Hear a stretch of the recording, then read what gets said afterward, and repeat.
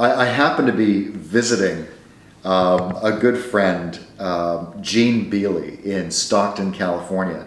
Now, Gene and I had been corresponding for several years. He was a cub reporter at Folsom Prison in 1968 when Johnny recorded there.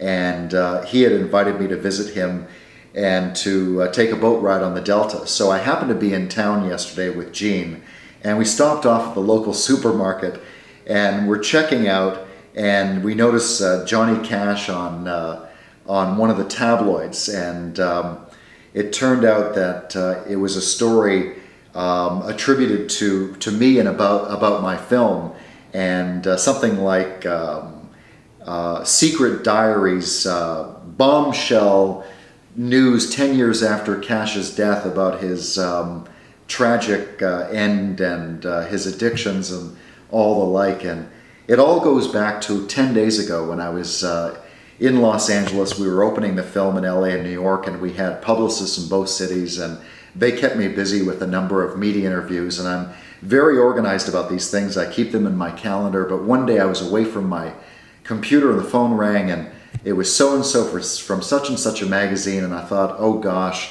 I'd forgotten I had an appointment today, and I'm so sorry. Yes, I'm here. What can I do for you? And assuming this fellow had an appointment with me and that he'd been referred to me by our publicist because he was calling on my cell phone.